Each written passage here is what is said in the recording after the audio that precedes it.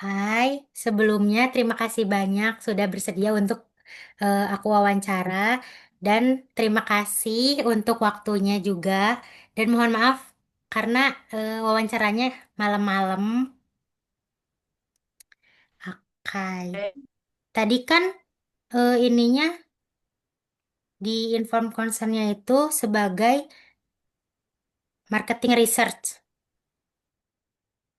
Oh, Tuh, nah aku mau tanya sebelumnya kenapa kakaknya tertarik bekerja di perusahaan itu. oke, aku izin jawab ya. Jadi, Ya, eh, ya, aku idang cover penelitian. Nah, sebelumnya aku juga intern di bidang, namun fokus terhadap swimming, terhadap pengen belajar bagaimana sih penelitian ini bisa applied atau bisa diterapkan di dalam suatu perusahaan seperti itu. Jadi sebetulnya ketika ditanya kenapa sih tertarik, ya aku tertarik dengan segala apapun itu tentang penelitian, terutama di industri seperti itu. oke. Sebelumnya di PT apa bekerjanya? Untuk sekarang di PT Daisu Gizi Hatta, kalau misalnya tahu brand feminine hygiene-nya itu Gendes, yang lagi viral sama Dilan Oh, Janiar. oke. Tapi apa sih yang membuat perusahaan itu tuh menarik kakak untuk bekerja di perusahaan itu? Mungkin bisa disebutkan kelebihan dan kekurangan kakaknya. Kekurangan kelebihan aku nih, kan. Iya, Oke. Jadi sebetulnya apa sih yang menarik gitu ya? Yang pertama adalah perusahaan yang nerima dan konten di itu perusahaan tuh kayak ya udah gitu. Mungkin yang diketahui kayak, oh bagaimana sih cara menjual gitu. Sementara untuk posisi aku sendiri, aku benar menerapkan ilmu yang aku gitu sosiologi. Jadi aku pokoknya tentang bagaimana sih masyarakat ini aware terhadap, kebetulan aku kan sekarang di feminine hygiene ya, pembersih kewanitaan seperti itu. Nah, gimana sih masyarakat tuh aware terhadap, apalagi wanita gitu, terhadap kebersihan area intim seperti itu. Jadi, untuk kelebihan dan kekurangan diri aku atau perusahaan nih? kelebihan dan kekurangan kakaknya. Oh, oke, untuk kelebihannya sendiri mungkin terlepas dari aku udah belajar tentang teori yang kemudian aku dapat aplikasikan gitu. Jadi nggak hanya belajar teori aja gitu, namun ada praktikalnya. Kemudian untuk kekurangannya sendiri aku masih banyak banyak banget ya, apalagi sekarang aku bener-bener lagi istilahnya baru naik anak tangga pertama nih, masih banyak hal yang belum aku pelajarin, yang belum aku kuasain. Jadi aku benar-benar haus banget akan ilmu gitu. Jadi untuk kekurangannya aku kayaknya nggak bisa sebutkan karena terlalu banyak seperti itu. Oke, tapi eh, kerjanya itu kayak gimana sih kak? Oke, untuk kerjanya sendiri terkait job desk, mungkin yang belum awam terhadap marketing, untuk job desk-nya sendiri seperti kayak gini, seperti melakukan IDI, interview in-depth interview sama customers, kemudian aku membuat survei monkey. Kalau misalnya tahu, mungkin di psikolog juga sering banget kan buat kuesioner, terus kita sebarkan lah, terus aku analisis datanya. Setelah aku dapat datanya, aku memberi rekomendasi ke perusahaan. Oh, sepertinya perusahaan kurang di sini nih strategi marketingnya gitu. Jadi aku memberikan saran, pokoknya end to end-nya itu aku membuat research design, kemudian aku akhirnya yang memberi rekomendasi ke perusahaan bahwa misalnya data. penjualan di bulan April kemarin menurun. Kenapa tuh? Nah, aku mencari tahu melalui penelitian dan setelah mendapatkannya, aku kayak buat analisisnya dan kemudian memberi rekomendasi, oh seharusnya perusahaan lebih gencar nih di TikTok atau membuat video-video Reels Instagram seperti itu. Oke, tapi kalau misalnya marketing itu tuh ada kerja timnya nggak, Kak? Betul, itu secara tim. Kita tim, nggak individu. Hmm, oke. Tapi kakaknya itu lebih suka kerja tim atau sendiri? Sejujurnya untuk kerja aku bisa di keduanya, bisa tim dan juga bisa individu. Namun untuk hal ini karena aku yang mengharuskan aku secara tim, jadi aku seneng sih kerja tim kayak lebih ngebuat aku nggak ngerasa capek sendiri gitu. Oke, tapi kan sebelum ngelamar Betul. kerja itu pasti ada eh, apa ya? eh, Rekrutmen. Ya rekrutmen yang mungkin setidaknya ada eh, posisi yang kakaknya ingin dilamar. Nah, sebelumnya apa yang kakak ketahui tentang posisi yang kakak lamar ini? Oh, kalau misalnya sebelumnya aku tuh sebenarnya pengen banget di kerja di CSR, Corporate Social Responsibility gitu. Namun eh karena mungkin peluangnya sedikit dan aku melihat di pasaran kerja itu jarang banget yang membuka secara terang-terangan, kita nggak tahu gitu ya kalau misalnya langsung dari referensi orang terdekat atau orang dalam seperti itu. Jadi apa yang aku ketahui tentang posisi ini sebenarnya mungkin aku juga awalnya agak awam terhadap marketing research gitu, tapi dengan ada kata research aku yakin banget nih gitu aku bisa dan punya skill di posisi ini seperti itu. Hai. Tapi selama bekerja ini tugas apa yang kakaknya sukai? Oke, untuk tugas sendiri mungkin aku seneng, oh ini karena di marketing research ini aku nggak cuman mikirin tentang benefit perusahaan, jadi aku juga punya andil dalam memberikan apa ya manfaat juga gitu kepada publik atau kepada customer. Jadi aku tuh seneng kalau misalnya disuruh bikin event. Nah, sekarang mungkin kayak ada paneling gitu-gitu, ada event-event kayak event offline. Bahkan kemarin aku disuruh buat plan untuk bagaimana sih caranya mahasiswa ini aware gitu terhadap isu-isu tentang feminine hygiene. Jadi kita rencananya itu akan membuat scholarship atau beasiswa, terus kemudian yang berhubungan dengan penelitian-penelitian gitu. Dan kami yang akan membiayai sepenuhnya kayak gitu. Oke. Tapi kan tadi tuh ada ya kakaknya itu suka bekerja individu atau dalam tim. Nah, boleh diceritain nggak di dalam tim itu tuh kayak gimana? Oke, untuk tim sendiri, sebetulnya untuk marketing itu banyak ya.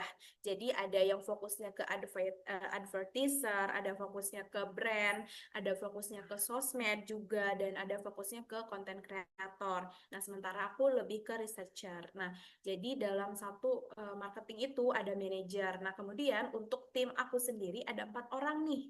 Nah, ada leadernya, kemudian aku sebagai researchnya, ada staff marketing yang benchmarkingnya, yang eh, kalau misalnya marketing tuh membanding-bandingkan brand dan yang satu lagi data analyze-nya. Jadi untuk kerja sama tim itu sangat memudahkan banget sih gitu karena satu pekerjaan aku nih nggak akan bisa jalan gitu tanpa ada data awal di data analyze kayak gitu.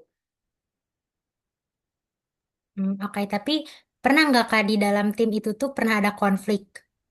Hmm, semoga nggak ada ya untuk konfliknya sendiri gitu dan eh, alhamdulillah sih selama berjalannya waktu, aku juga baru kan ya. Aku alhamdulillah belum dan jangan sampai ada sih, walaupun emang ada lah pasti ya gesekan-gesekan kecil gitu. Tapi untuk selama ini so far nggak ada sih.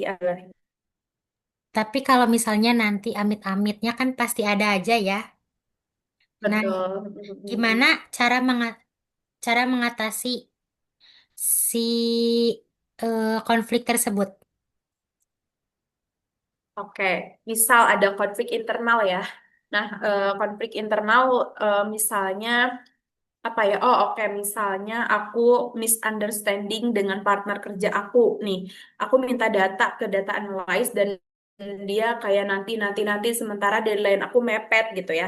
Nah, mungkin aku akan berusaha berbicara baik-baik terlebih dahulu kepada yang bersangkutan gitu. Namun apabila tidak digubris, aku akan menggunakan media gitu dan mediatornya itu adalah leader aku. Jadi aku akan em, berbicara baik-baik ke leader aku untuk untuk ya memberitahu bagaimana kondisi atau masalah aku dengan partner kerja aku. Seperti itu sih lebih ke mediator aja sih adanya mediator seperti itu.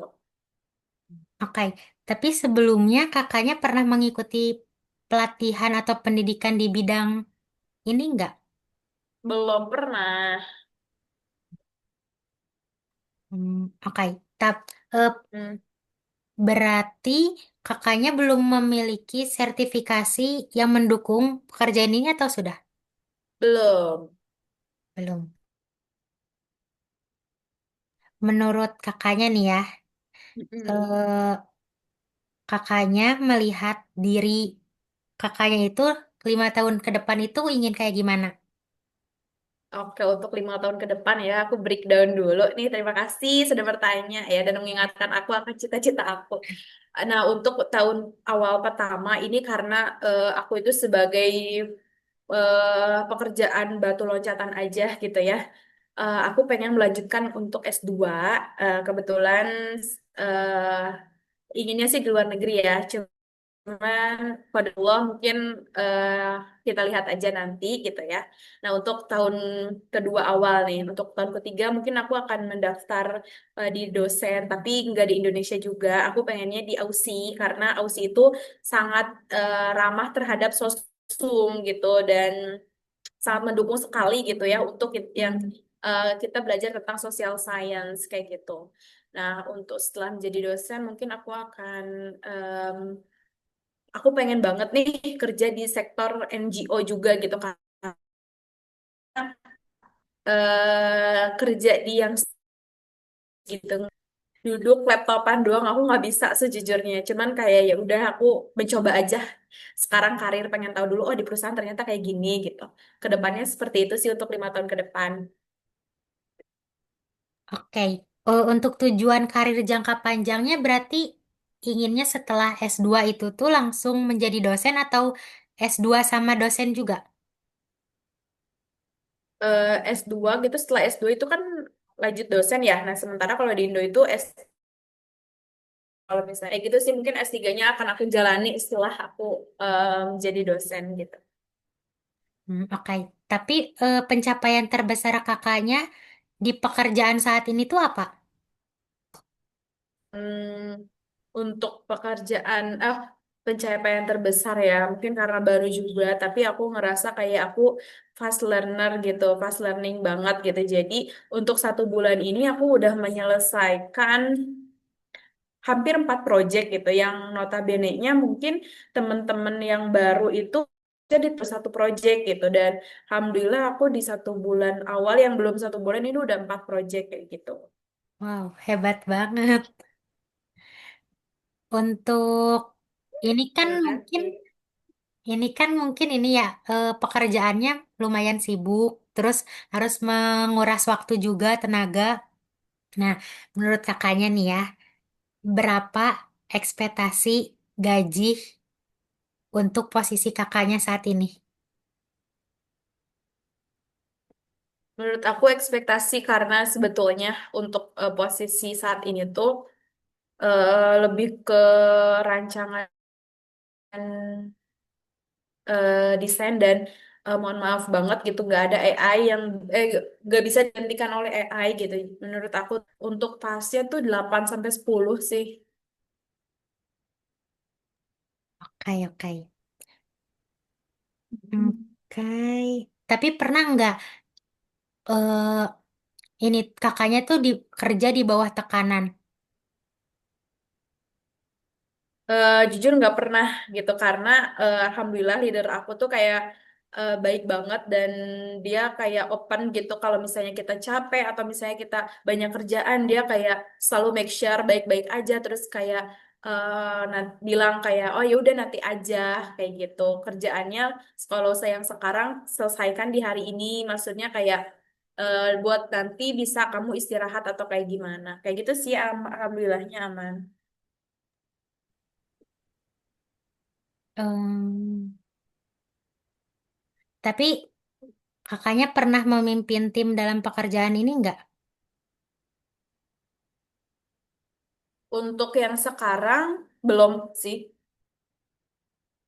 Tapi untuk yang dulu pernah.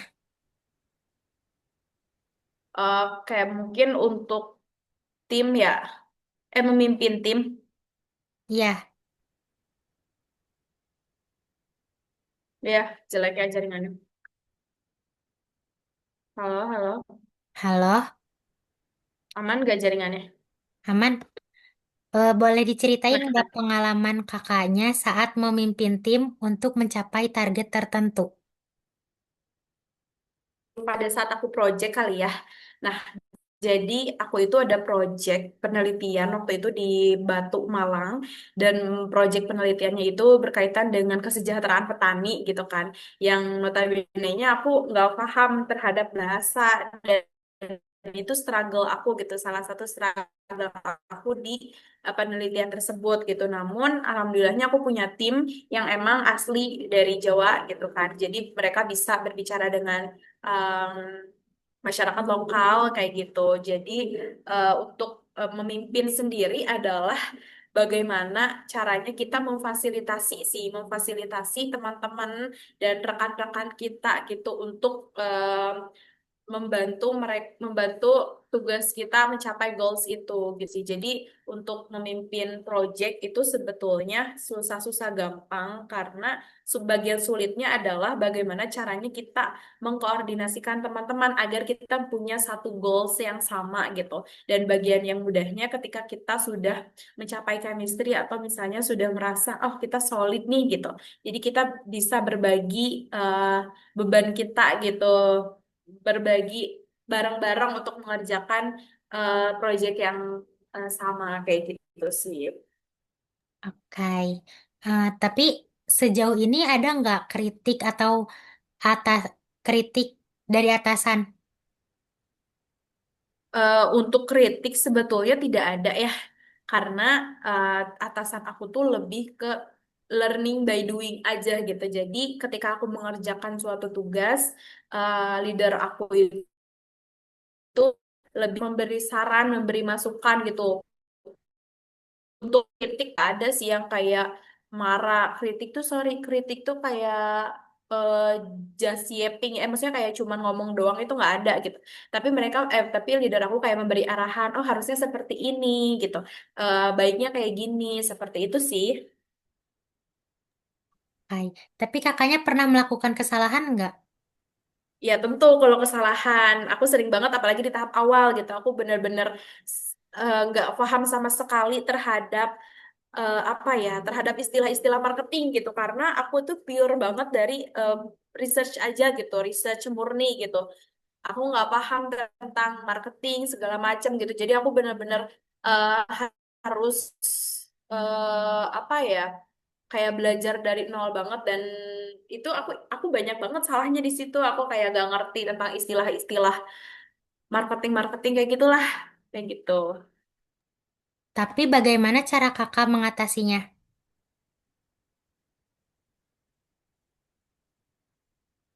Halo? Halo.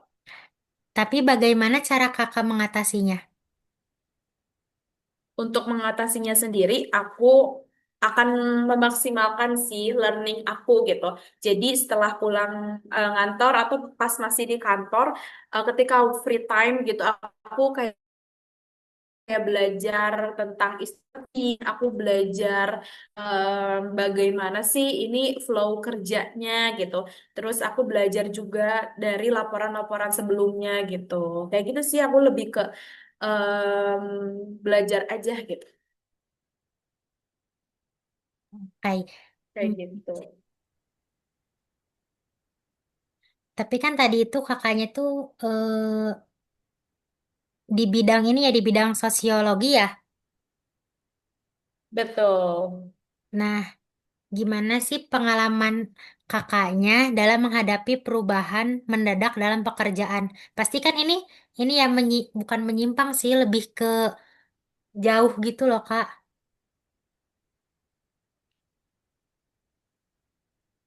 Dari Maksudnya dari sosiologi ke manajemen itu kan jauh ya. Nah, gimana cara kakaknya untuk menghadapi perubahan ini tuh? Oh, oke. Jadi sebetulnya dari sosiologi ke apa yang aku kerjakan sekarang itu sebetulnya nggak jauh. Mungkin teman-teman di luar sana mungkin mikirnya jauh karena ada kata marketingnya ya. Dan emang di job portalnya itu tidak ada kata sosiologi gitu. Jadi waktu ada job requirement itu cuman dicantumin jurusan marketing, manajemen, dan ekonomi kayak gitu. Tapi aku dengan perubahan zaman yang agaknya ya untuk ilmu-ilmu seperti murni seperti sosiologi, maaf banget, seperti sejarah, geografi, biologi seperti dan lain-lain kayak gitu, ilmu murni banget gitu ya. Menurut aku untuk di industri itu sangat sulit gitu. Jadi bagaimana sih caranya kita punya skill gitu. Skill untuk masuk ke industri yang saat ini. Semisal nih saat ini tuh eh, aku lihat, aku riset-riset perusahaan tuh lebih membutuhkan ke arah digital marketing gitu. Misal seperti sosial media spesialis, kemudian marketing gitu-gitu, marketing, kemudian desain grafis gitu-gitu. Nah, jadi bagaimana caranya aku untuk improve setiap hari apa sih skill yang emang dibutuhin perusahaan gitu dan value-nya oke gitu. Jadi aku mulai tuh belajar sedikit-sedikit gitu. Kayak gitu. Oke. Tapi sejauh ini kakaknya pernah nggak gagal mencapai target? Wah, itu sering banget. Cara ininya gimana, Kak? Cara eh, supaya berikutnya itu nggak gagal lagi. Oke, jadi sebetulnya ini bermula pada saat aku daftar intern ya. Jadi waktu itu aku daftar di itu aku punyalah gitu kan salah satu perusahaan yang aku impikan dan aku pengen banget masuk situ gitu dan itu gagal di tahap terakhir banget di tahap terakhir banget jadi aku kayak oke ya udah mungkin belum waktunya atau belum jodohnya gitu tapi aku nggak berhenti di kayak ya udah pasrah aja enggak gitu aku tetap learning gitu aku tetap improve apa sih yang kurang dari diri aku tetap evaluasi gitu diri aku gitu perbaikin porto, upgrade CV dan segala macamnya. Aku bahkan setelah itu aku rela magang nggak dibayar, bener-bener unpaid. Jadi aku sebelum masuk Telkom itu magang dulu gitu di perusahaan di konsultan riset sosial. Aku nggak dibayar sama sekali. Aku bener-bener ya udah aku mau belajar. Intinya adalah bagaimana caranya untuk belajar tapi, nah setelah itu, alhamdulillah tuh aku dapat di Telkom. Nah, mungkin itu sih itu salah satu pengalaman aku gitu dan fun fact-nya adalah perusahaan yang nolak dan perusahaan yang aku impikan itu menghubungi aku pada saat ini, pada saat kemarin gitu. Aku alhamdulillah dan aku tolak bener-bener sekarang posisinya aku nolak perusahaan tersebut gitu karena aku udah dapat offering gitu dari perusahaan ini gitu. Sebetulnya aku masih pengen dari clue-nya adalah perusahaan ini tuh perusahaan media terbesar di Indonesia. Mungkin aku nggak bisa sebut merek ya gitu. Cuman ini perusahaan emang cukup besar banget membawahi TV. Mungkin kalau misalnya eh, depannya dari Kak deh. Ya pokoknya ini yang bentuk. Cuman ya gitu aku udah dapet di offering letter ini. Kayak gitu sih. Oke. Tapi misalnya nih ya, Kak, kakaknya itu dapat dua tugas prioritas. yang bersamaan. Oke. Nah, bagaimana kakaknya menentukan mana yang lebih didahulukan?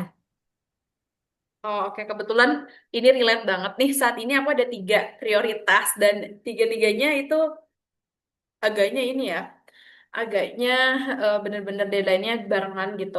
Cuman yang aku prioritaskan adalah apa sih yang dibutuhkan pertama kali dan paling penting bagi perusahaan gitu. Karena kan walaupun memang aku memprioritaskan, namun standar perusahaan itu berbeda gitu.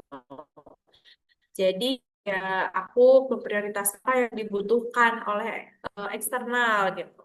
Kayak gitu sih. Oke. Tapi kan tadi itu ada ini ya Kak, ada eh, tim. Pekerjaannya Mm-mm, itu kan ada yang betul. tim. Nah, jika rekan Mm. kerja kakaknya melakukan pelanggaran, apa yang akan kakak lakukan? Oke, untuk rekan kerja yang melakukan pelanggaran itu mungkin secara pribadi atau personal aku akan menegurnya gitu. Namun secara personal tentu saja, bukan yang di depan halayak publik atau segala macamnya gitu. Jika pelanggaran tersebut mengganggu gitu ya, mengganggu uh, keberlangsungan kerjasama dalam tim, tentu aku akan melaporkan ke leadernya langsung gitu. Aku nggak akan menjadi orang yang nggak enakan gitu. Aku ya udah aku langsung laporin gitu. Oh, Gitu sih. oke. Kalau misalnya nih ya, kakak harus menyelamatkan proyek yang hampir gagal. Apa strategi kakak untuk si proyek ini tuh nggak gagal? Oke, jadi mungkin yang pertama adalah aku problem problem research dulu gitu. Aku pengen tahu nih problemnya apa gitu. Nah, kalau misalnya problemnya adalah minim atau ya elah kayak gini doang gitu. Jadi ya udah just do it aja to cover the problem gitu. Kalau misalnya problemnya itu ini membutuhkan orang baru dan merepotkan gitu ya, mungkin aku akan pasang strategi gitu untuk kerjasama dalam tim gitu. Nah, untuk kalau misalnya individu nih, ya udah aku akan push diri aku semaksimal mungkin untuk project ini layak diperjuangkan kayak gitu sih. Oke. Tapi misalnya, kalau misalnya kakaknya jadi manajer dan misalnya Hmm. anggota tim utama itu tiba-tiba mengundurkan diri, apa yang akan Hmm. kakaknya lakukan? Jadi, Jadi gini, misalnya kakaknya itu menjadi sebuah manajer, menjadi seorang hmm, manajer, dan oke. misalnya tiba-tiba ada anggota tim utama yang Hmm, mengundurkan diri. Nah, strategi apa yang akan kakaknya lakukan? oke, untuk strategi sendiri dari yang internal terlebih dahulu dari diri aku, tentunya aku harus menguasai dong apa sih job desk dari mohon maaf dari rekan tim aku gitu. Nah, setelah itu mungkin aku akan bekerja sama dengan HR untuk mencari pengganti secepatnya gitu. Nah, itu kerjaan karena aku udah menguasai, aku akan handle dalam sementara waktu sembari HR untuk mengganti kayak gitu sih. Oke, tapi menurut kakaknya tantangan terbesar dari pekerjaan sebagai manajer research itu apa? Tantangan terbesarnya adalah ini sih mungkin kembali lagi ya karena kita berhubungannya dengan eksternal gitu. Dan ketika misalnya eksternal mengajukan reschedule misalnya atau tiba-tiba ada di luar dugaan deadline kita atau segala macamnya itu sih tantangan yang sebetulnya bisa diantisipasi sih kita dengan membuat plan A, B, C gitu. Cuman ya mungkin agak repot juga gitu kalau misalnya tidak berjalan sesuai research plan gitu di awal kayak gitu. Oke, baik. Eh, untuk lingkungan di bidang marketing research itu gimana, Kak? Eh, untuk lingkungannya alhamdulillah sehat sih. Maksudnya teman-teman atau rekan kerja aku itu kayak mendukung aku untuk growth, untuk tumbuh, untuk kayak belajar, untuk bisa bersosialisasi dan komunikasinya so far oke gitu.